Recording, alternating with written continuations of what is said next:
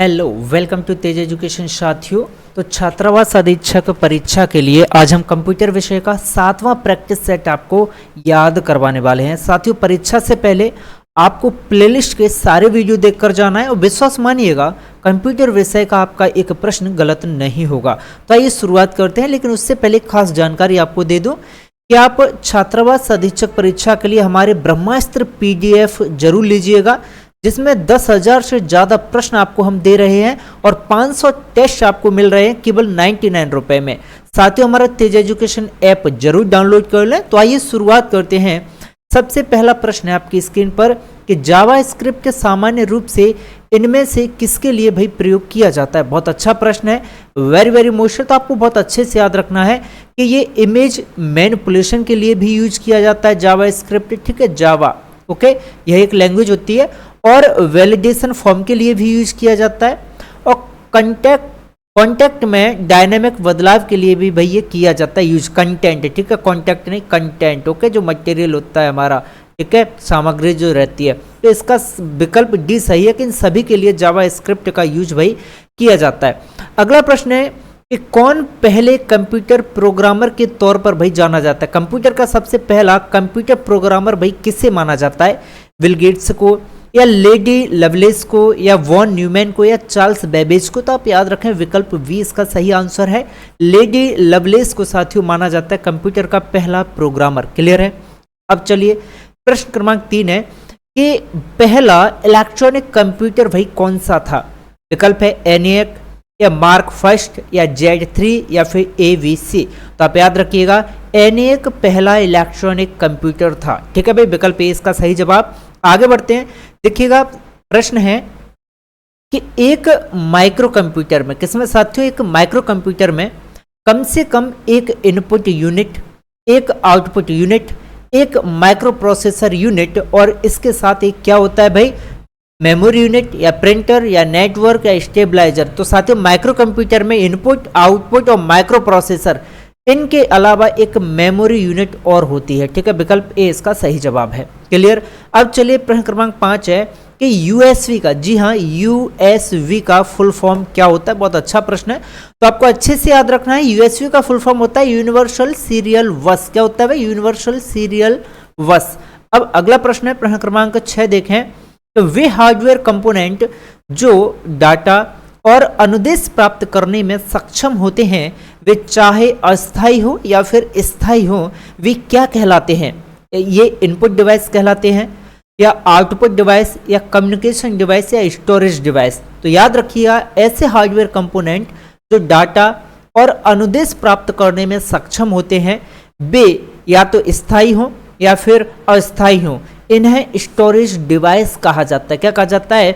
Storage device कहा जाता है। प्रश्न क्रमांक 7 है कि निम्नलिखित में से कौन सा एक हार्डवेयर नहीं है? देखो भाई, माउस तो हार्डवेयर है, इनपुट देता है। प्रिंटर हार्डवेयर है भाई, आउटपुट देता है प्रिंटर।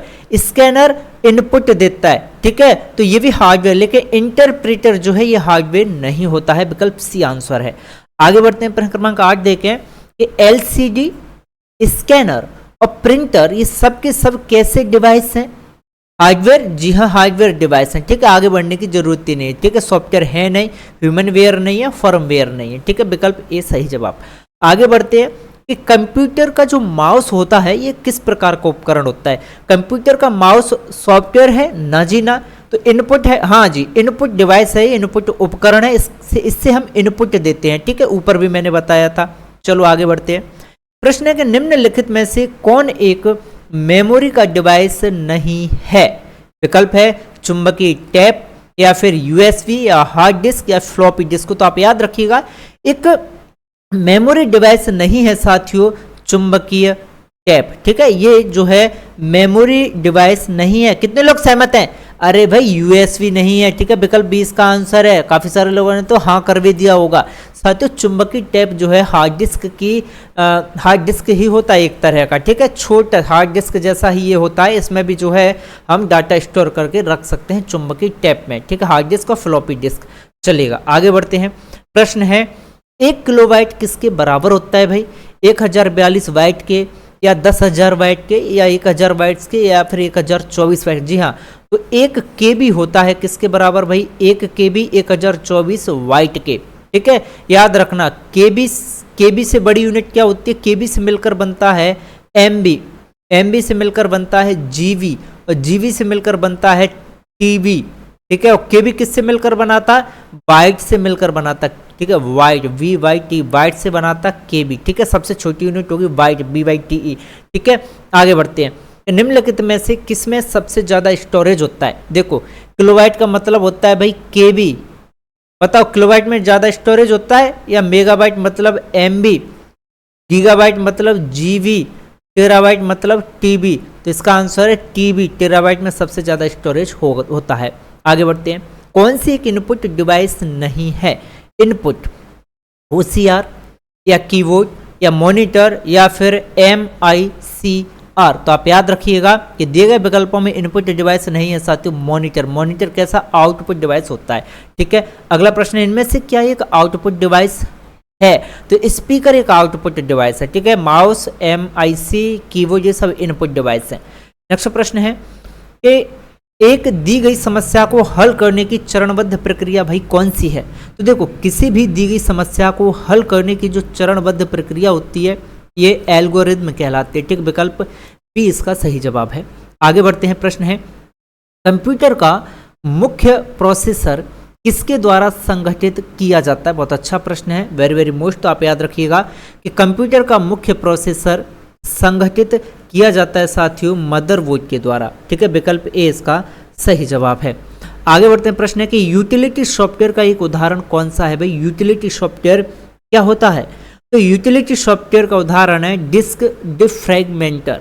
नेक्स्ट प्रश्न है कि कॉपीराइट सॉफ्टवेयर का अनाधिकृत उपयोग, ठीक है, अनऑथोराइज्ड यूज्ड, ठीक है। अनऑथोराइज्ड यूज्ड अगर आप कर रहे हो उसकी प्रतिलिपिकरण का अर्थ होता है उसे कॉपी कर रहे हो या फिर उसे बेच रहे हो, ठीक है, सेल कर रहे हो, ठीक है, किसी भी सॉफ्टवेयर का। तो ये कहलाता है भाई पायरेटेड सॉफ्टवेयर कहते हैं, ठीक है, पायरेसी, ठीक है भाई, पायरेटेड सॉफ्टवेयर इसे साथियों कहते हैं, ठीक है।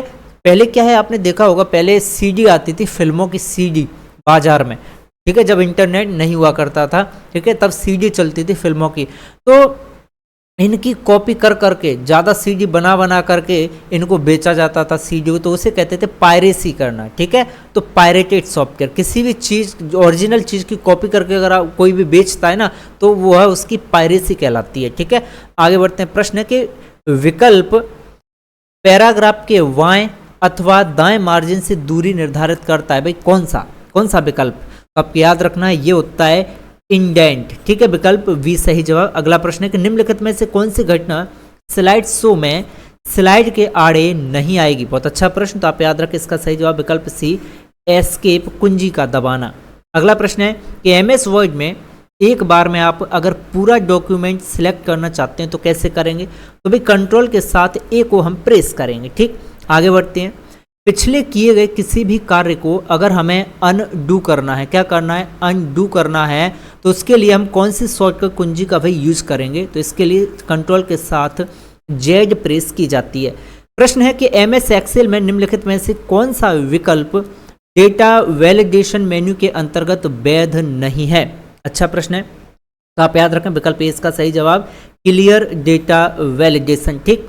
आगे बढ़ते हैं, प्रश्न है कि कंप्यूटर पर लिखित लिंक्ड जानकारी के संग्रह को जो इंटरनेट के माध्यम से उपलब्ध होती है ये क्या कहा जाता है। तो आप याद रखें यह वर्ल्ड वाइड वेब कहलाता है।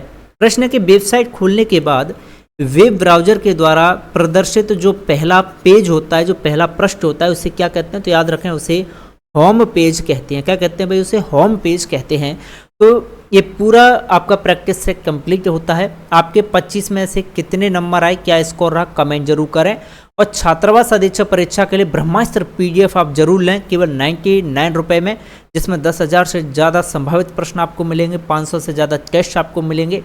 मिलते हैं एक नए सेशन में, तब तक के लिए जय हिंद, जय भारत, जय महाकाल। प्लेलिस्ट में जाकर पूरे वीडियो देखें, क्लास को अपने दोस्तों के साथ शेयर जरूर करें। और हाँ, तेज एजुकेशन ऐप आप जरूर डाउनलोड कर लें, क्योंकि एप्लीकेशन पर ही साथियों आपको सारी चीज़ें मिल रही हैं, ठीक है, पूरे PDF और टेस्ट, ठीक है।